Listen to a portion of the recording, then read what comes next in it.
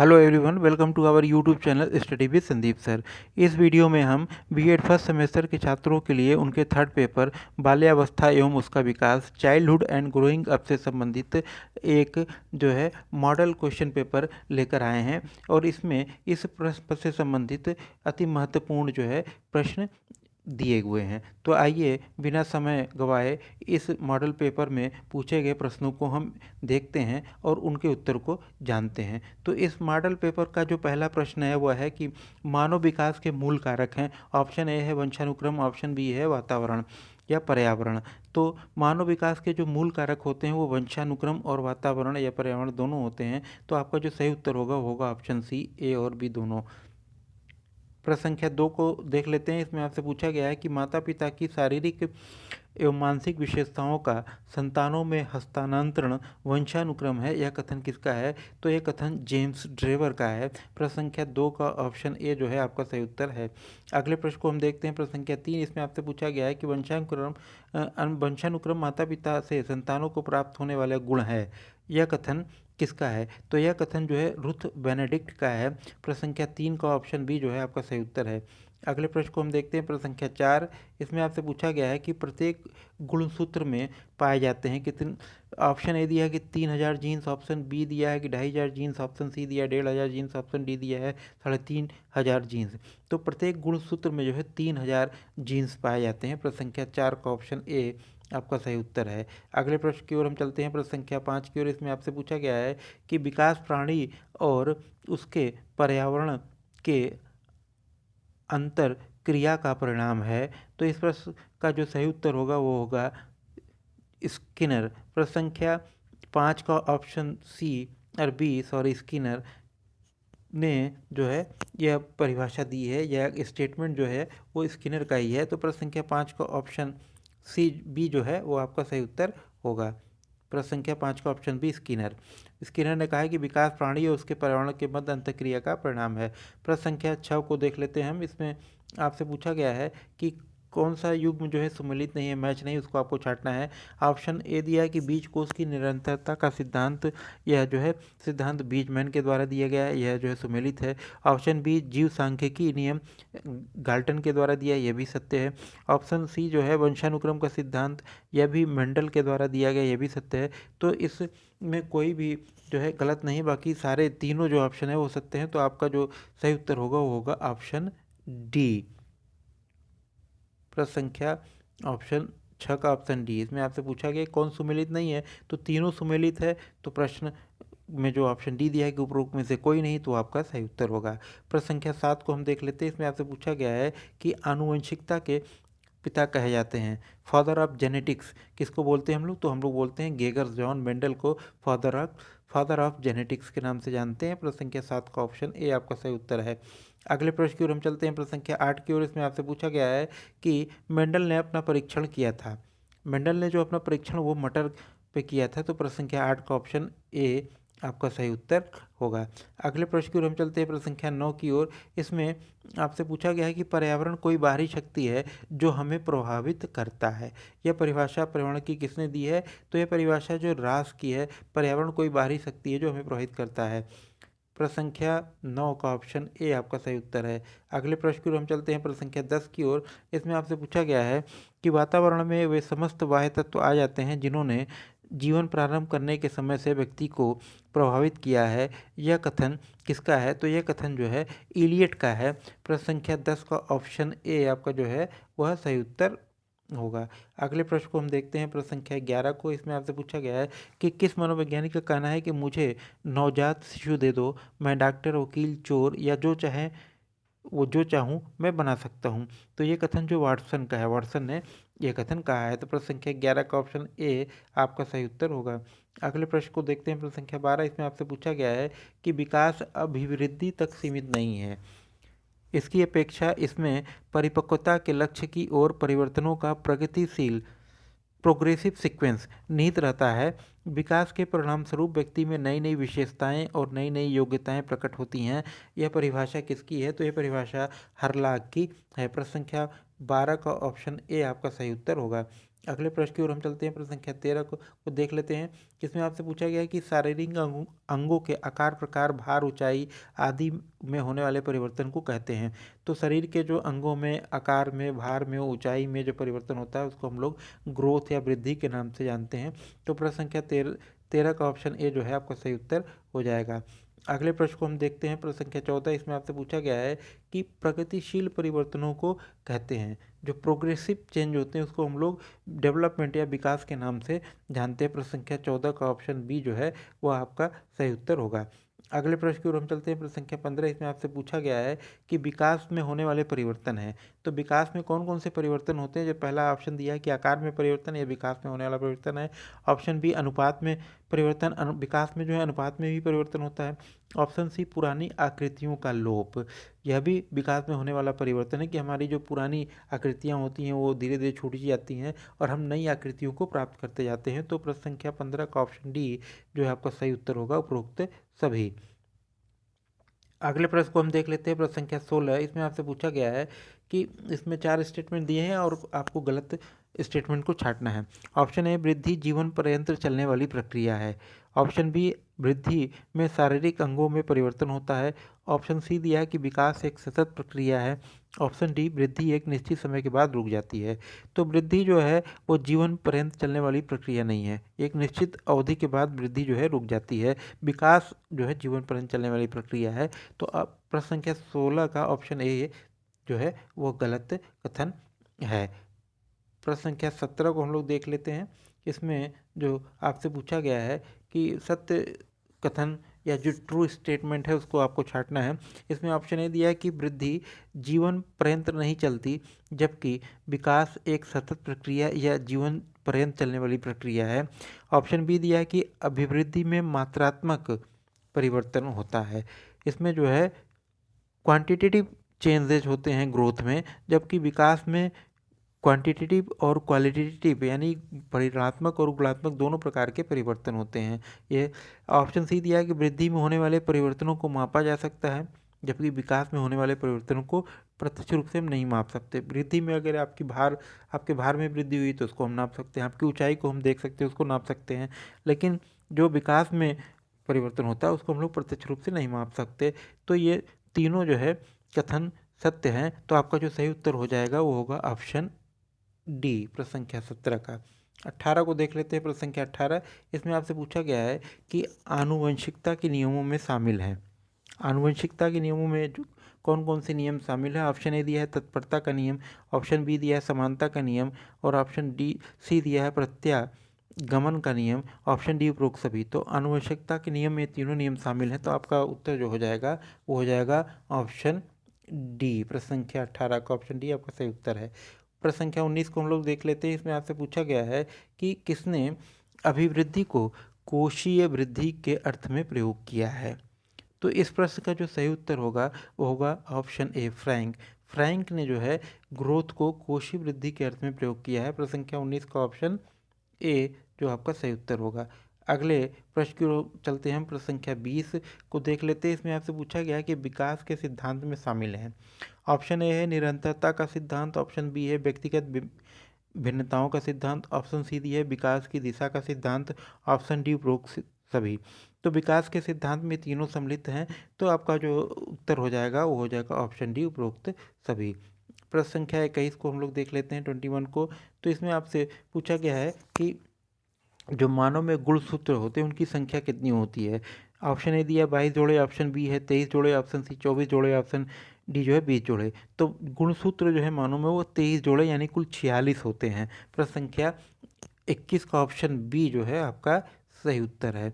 अगले प्रश्न की ओर हम चलते हैं। प्रश्न संख्या 22 की ओर। इसमें आपसे पूछा गया है कि विकास का वह नियम जिसमें शारीरिक विकास सिर से पैर की दिशा में होता है उसको हम लोग जानते हैं।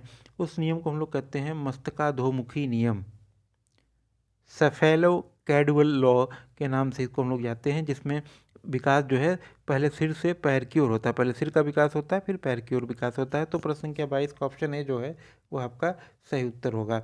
अगले प्रश्न को हम देखते हैं। प्रश्न संख्या 23 को। इसमें आपसे पूछा गया है कि विकास को वह नियम जिसके अनुसार बालकों में शारीरिक विकास शरीर के केंद्र से उसके छोर की ओर होता है। तो इस नियम को हम लोग कहते हैं निकट दूर का नियम, प्रॉक्सी मोरिस्टल लॉ के नाम से इसको हम लोग जानते हैं, जिसमें पहले पेट वाले यानी शरीर के मध्य केंद्र जो केंद्र है उसका विकास होता है, उसके बाद धीरे धीरे ये छोर की ओर बढ़ता है। तो प्रश्न संख्या 23 का ऑप्शन बी जो है वो आपका सही उत्तर होगा। अगले प्रश्न को हम लोग देखते हैं, प्रश्न संख्या 24। इसमें आपसे पूछा गया है कि मनुष्य को जो कुछ बनना होता है वह 4-5 वर्षों में बन जाता है, यह कथन किसका है? तो ये कथन फ्रायड का है। फ्रायड ने कहा कि मानव को जो कुछ भी बनना होता है वह 4-5 वर्ष जो होता है उसमें ही बन जाता है। प्रश्न संख्या 24 का ऑप्शन ए सही उत्तर है। अगले प्रश्न को हम चलते हैं, प्रश्न संख्या 25 को देख लेते हैं। इसमें आपसे पूछा गया है कि भारत में मानव जीवन को कितनी अवस्थाओं में विभाजित किया गया है? तो भारत में जो मानव जीवन को 7 अवस्थाओं में विभाजित किया गया। प्रश्न संख्या 25 का ऑप्शन ए आपका सही उत्तर है। अगले प्रश्न को हम लोग देख लेते हैं, प्रश्न संख्या 26 सॉरी। इसमें आपसे पूछा गया है कि मेंडल ने अपने प्रयोग किस पर किए? तो मेंडल का जो प्रयोग था वो मटर पर भी था और चूहे पर भी था। तो आपका जो ऑप्शन दोनों ए और बी सही हो जाएगा। तो प्रश्न संख्या 26 का ऑप्शन सी, जिसमें आपको दिया है कि ए और बी दोनों, वो सत्य हैं। मेंडल ने अपना प्रयोग मटर और चूहे दोनों पे किया था।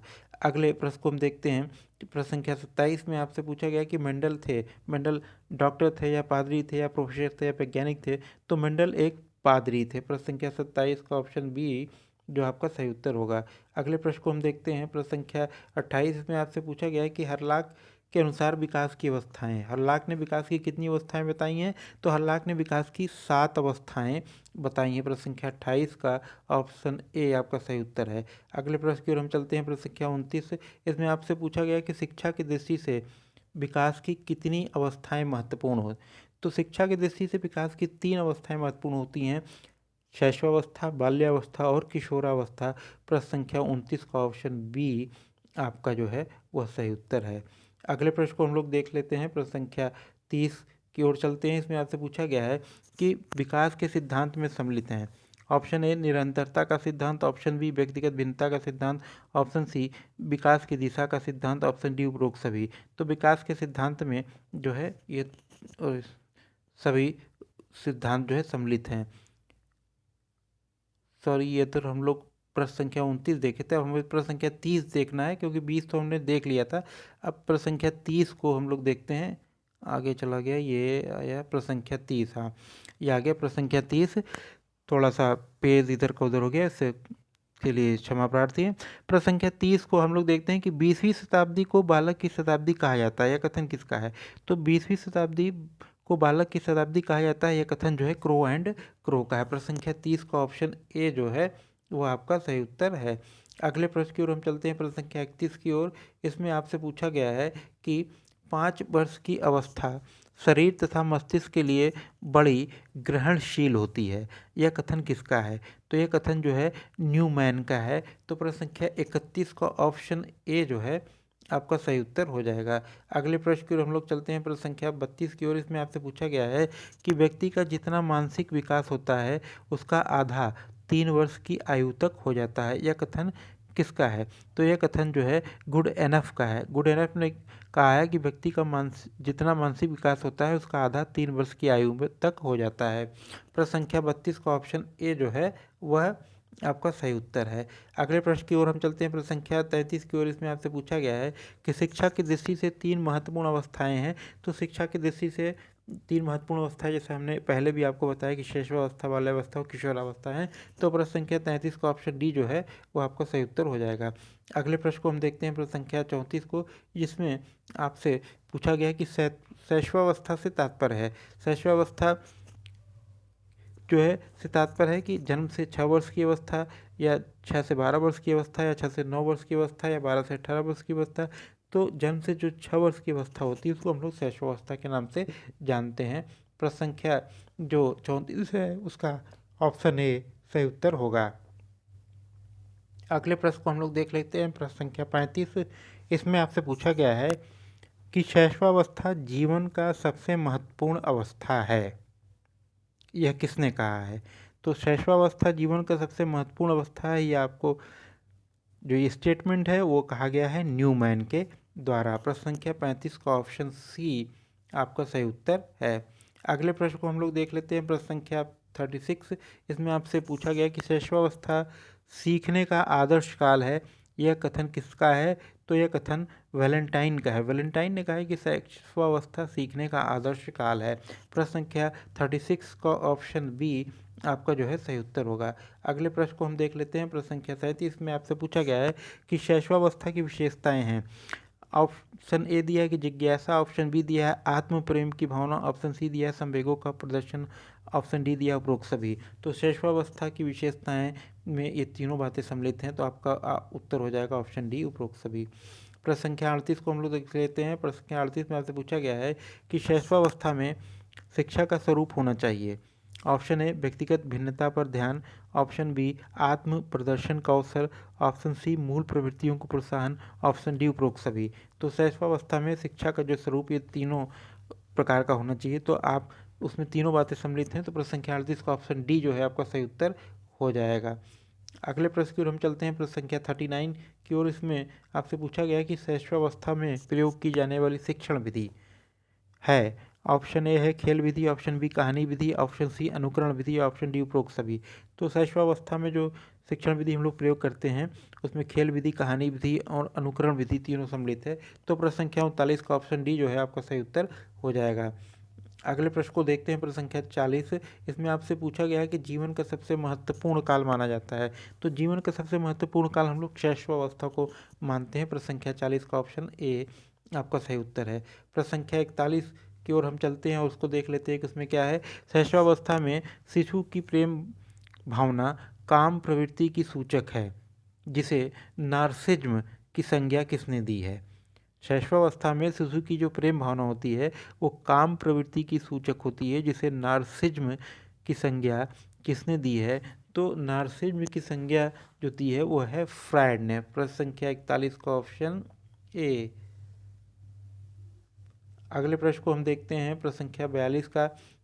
इसमें आपसे पूछा गया है कि प्रथम 3 वर्षों में बालक बाद के 12 वर्षों से दूना सीख लेता है। यह कथन किसका है?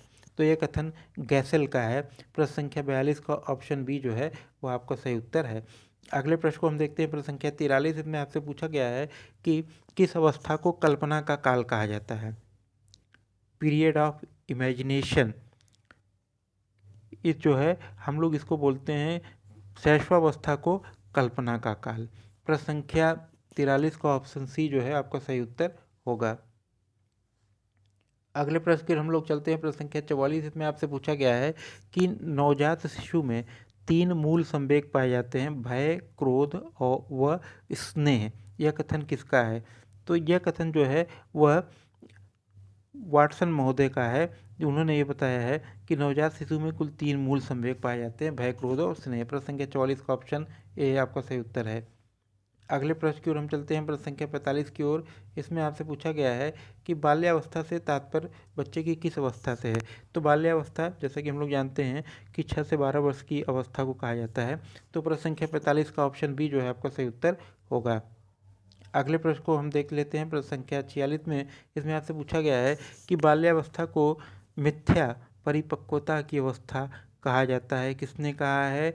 तो बाल्यावस्था को मिथ्या की परिपक्वता काल कहा है रॉस ने। प्रश्न संख्या 46 का ऑप्शन सी आपका सही उत्तर है। अगले प्रश्न की ओर हम चलते हैं। प्रश्न संख्या 47 की ओर। इसमें आपसे पूछा गया है कि बाल्यावस्था में अनोखे परिवर्तन देखे जा सकते हैं। यह कथन किसका है? तो बाल्यावस्था में अनोखे परिवर्तन देखे जा सकते हैं, जो ये स्टेटमेंट है वो कुपुस्वामी का है। प्रश्न संख्या 47 का ऑप्शन ए सही है। प्रश्न संख्या 48 को हम लोग देख लेते हैं। अनोखा काल कहा जाता है। अनोखा काल जो हम लोग बाल्यावस्था को कहते हैं। तो प्रश्न संख्या 48 का ऑप्शन ए जो है सही उत्तर आपका हो जाएगा। अगले प्रश्न की ओर चलते हैं। प्रश्न संख्या 49 इसमें आपसे पूछा गया है कि बाल्यावस्था को प्रतिद्वंदिता का काल माना जाता है। यह किसने कहा है? तो बाल्यावस्था को प्रतिद्वंदिता का काल कहा है किलपैट्रिक ने।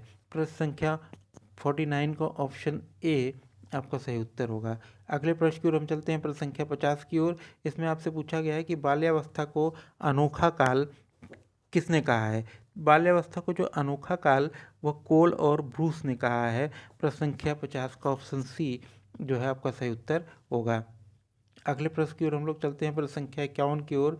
जिसमें आपसे पूछा गया कि मूल प्रवृत्ति का सिद्धांत किसने दिया है। तो मूल प्रवृत्ति का जो सिद्धांत है वो मैकडूगल का है। प्रश्न संख्या 51 का ऑप्शन बी आपका सही उत्तर है। अगले प्रश्न को हम देख लेते हैं, प्रश्न संख्या 52। इसमें आपसे पूछा गया है कि मैकडूगल ने मूल प्रवृत्तियों की संख्या बताई है। तो मैकडूगल के अनुसार को जो है 14 मूल प्रवृत्तियां होती हैं। प्रश्न संख्या 52 का ऑप्शन डी आपका सही उत्तर है। अगले प्रश्न को हम देखते हैं, प्रश्न संख्या 53। इसमें आपसे पूछा गया है कि प्रारंभिक विद्यालय की आयु, एलिमेंट्री स्कूल एज, किस अवस्था को कहा जाता है। तो एलिमेंट्री स्कूल एज या प्रारंभिक विद्यालय की अवस्था हम लोग बाल्यावस्था को कहते हैं। तो प्रश्न संख्या 53 का ऑप्शन बी आपका सही उत्तर हो जाएगा। अगले प्रश्न को हम लोग देख लेते हैं, प्रश्न संख्या 54। इसमें आपसे पूछा गया है कि किस अवस्था को गंदगी की अवस्था, डर्टी एज कहते हैं। तो बाल्यावस्था को हम लोग डर्टी एज के नाम से भी जानते हैं, क्योंकि इस अवस्था में बालक जो है अपने साफ सफाई के प्रति एकदम बेपरवाह लापरवाह हो जाते हैं, धूल मिट्टी से ऐसे खेल के सने हुए चले जाते हैं। तो इस डर्टी एज को हम लोग, डर्टी एज किस अवस्था को कहते हैं बाल्यावस्था को। प्रश्न संख्या 54 का ऑप्शन ए जो है आपका वह सही उत्तर होगा। अगले प्रश्न की ओर हम लोग चलते हैं, प्रश्न संख्या 55। इसमें आपसे पूछा गया है कि गैंग अवस्था किस अवस्था को कहते हैं। तो जो गैंग अवस्था होती है उसको हम लोग बाल्यावस्था के नाम से भी जानते हैं। बाल्यावस्था में जो गैंग अवस्था पाई जाती है, बालकों का एक गैंग बन जाता है, तो इसलिए इस अवस्था को हम लोग गैंग अवस्था के नाम से भी जानते हैं। प्रश्न संख्या 55 का ऑप्शन डी आपका सही उत्तर होगा। अगले प्रश्न की ओर हम चलते हैं, प्रश्न संख्या 56 की ओर। इसमें आपसे पूछा गया है कि स्फूर्ति की अवस्था, स्मार्ट एज के नाम से जाना जाता है। तो स्मार्ट एज भी बाल्यावस्था को ही हम लोग कहते हैं। प्रश्न संख्या 56 का ऑप्शन ए जो है आपका सही उत्तर है। अगले प्रश्न को हम लोग देख लेते हैं, प्रश्न संख्या 57 को। इसमें आपसे पूछा गया है कि मनोवैज्ञानिकों ने निर्माणकारी काल कहा है। तो जो मनोवैज्ञानिकों साइकोलॉजिस्ट है उन्होंने निर्माणकारी काल कहा है बाल्यावस्था को। तो प्रश्न संख्या जो 57 है उसका ऑप्शन बी आपका सही उत्तर हो जाएगा। अगले प्रश्न को देख लेते हैं, प्रश्न संख्या 58 को। इसमें आपसे पूछा गया है कि बाल्यावस्था की विशेषता है। ऑप्शन ए आत्मनिर्भरता की भावना, शैशवावस्था में जो बालक होता है पहले वो दूसरों पर निर्भर होता है, अब बाल्यावस्था में आके वो आत्मनिर्भरता की भावना उसमें आ जाती है, तो बाल्यावस्था की विशेषता है। ऑप्शन बी रुचियों में परिवर्तन, यहाँ बाल्यावस्था में जब बालक शैशवावस्था से बाल्यावस्था की ओर जाता है तो उसकी रुचियों में परिवर्तन आ जाता है, यह भी बाल्यावस्था की विशेषता है। सी समलिंगी प्रेम प्रवृत्ति, यह भी बाल्यावस्था की जो विशेषता है। अगला ऑप्शन दिया है उपरोक्त सभी, तो बाल्यावस्था की तीनों विशेषताएं हैं, तो आपका जो सही उत्तर हो जाएगा वो हो जाएगा ऑप्शन डी। प्रश्न संख्या 58 का ऑप्शन डी आपका सही उत्तर है। अगले प्रश्न को हम लोग देख लेते हैं, प्रश्न संख्या 59।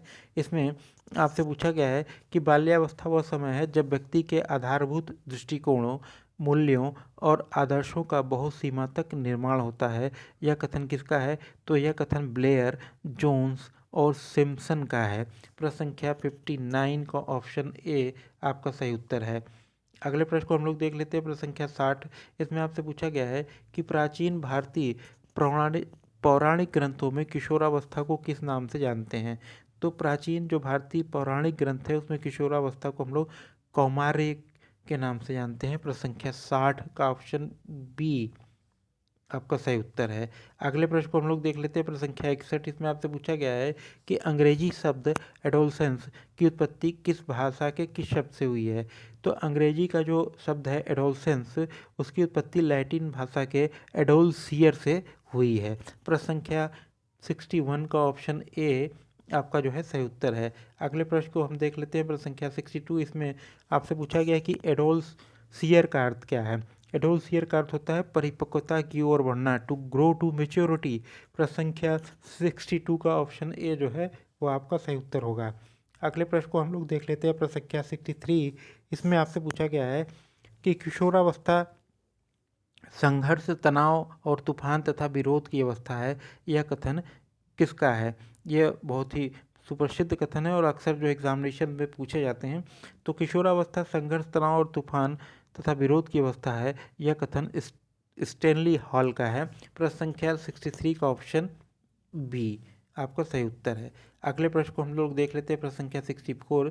इसमें आपसे पूछा गया है कि किशोरावस्था की आयु होती है। तो किशोरावस्था की आयु सामान्यतः हम लोग 12 से 18 वर्ष तक मानते हैं, कहीं कहीं पे 13 से 19 भी देखने को मिल जाता है। तो जैसा आपके प्रश्न पत्र में ऑप्शन दिया उसके अनुसार आप लोग उसका उत्तर चयन कीजिएगा। यहाँ पे जो दिया है वो 12 से 18 वर्ष, ये सही उत्तर है, प्रश्न संख्या 64 का ऑप्शन सी। अगले प्रश्न को हम लोग देख लेते हैं, प्रश्न संख्या 65। इसमें आपसे पूछा गया है कि किशोरावस्था वह समय है जिसमें विकासशील व्यक्ति बाल्यावस्था से परिपक्वता की ओर बढ़ता है। यह कथन किसका है? तो यह कथन जो है जर्सील्ड का है। जर्सील्ड ने यह स्टेटमेंट दिया है। प्रश्न संख्या 65 का ऑप्शन बी जो है आपका सही उत्तर है। अगले प्रश्न की ओर हम चलते हैं, प्रश्न संख्या 66 की ओर। इसमें आपसे पूछा गया है कि किशोरावस्था बाल्यावस्था तथा प्रौढ़ावस्था के मध्य जो है अत्यधिक परिवर्तन का संक्रमण काल है। यह कथन किसका है? तो यह कथन जो है कुल्हन का है। कुल्हन ने ये कहा है कि किशोरावस्था बाल्यावस्था तथा प्रौढ़ावस्था के मध्य अत्यधिक परिवर्तन का संक्रमण काल है। प्रश्न संख्या 66 का ऑप्शन बी जो है उसको हम लोग, इसका आपका सही उत्तर होगा वो होगा कुल्हन। किशोरावस्था को हम लोग संक्रमण का काल के नाम से भी जानते हैं, इसको तनाव की अवस्था के नाम से भी जानते हैं। तो आगे हम लोग चलते हैं प्रश्न संख्या 67 की ओर, देखते हैं इसमें क्या पूछा गया है। इसमें आपसे पूछा गया है कि किशोरावस्था की विशेषताओं में शामिल है। ऑप्शन ए आत्मसम्मान की भावना, ऑप्शन बी कल्पनाओं का बाहुल्य, ऑप्शन सी मानसिक स्वतंत्रता, ऑप्शन डी उपरोक्त सभी। तो किशोरावस्था की ये सभी विशेषताएं हैं, तो आपका जो सही उत्तर हो जाएगा वो हो जाएगा ऑप्शन डी, उपरोक्त सभी। अगले प्रश्न को हम देखते हैं, प्रश्न संख्या 68। इसमें आपसे पूछा गया है कि इमोशन शब्द लैटिन भाषा के इमोवर से लिया गया है, जिसका अर्थ होता है उत्तेजित करना, झकझोर देना, भड़का देना। ऑप्शन डी उपरोक्त सभी। तो इमोशन शब्द जो लैटिन भाषा के इमोवर से लिया गया है उसका ये तीनों अर्थ होता है, उत्तेजित करना भी होता है, झकझोर देना भी होता है, भड़का देना होता है। तो प्रश्न संख्या 68 का ऑप्शन डी जो है आपका सही उत्तर हो जाएगा। प्रश्न संख्या 69 को हम लोग देख लेते हैं। इसमें पूछा गया है कि संवेग क्रियाओं का उत्तेजक है, यह कथन है।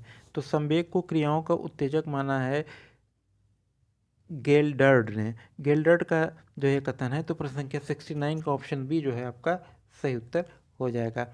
अगले प्रश्न को हम लोग देख लेते हैं, प्रश्न संख्या 70 को। इसमें आपसे पूछा गया है कि मैकडूगल ने संवेगों को कितने प्रकार बताए हैं। तो मैकडूगल ने जो 14 मूल प्रवृत्तियां बताई थी उसी से संबंधित उन्होंने 14 संवेगों का भी वर्णन किया है। तो प्रश्न संख्या 70 का ऑप्शन डी 14 सही उत्तर होगा। अगले प्रश्न को हम लोग देख लेते हैं, प्रश्न संख्या 71। इसमें आपसे पूछा गया है कि संवेग चेतना की वह अवस्था है जिसमें रागात्मक तत्व की प्रधानता होती है।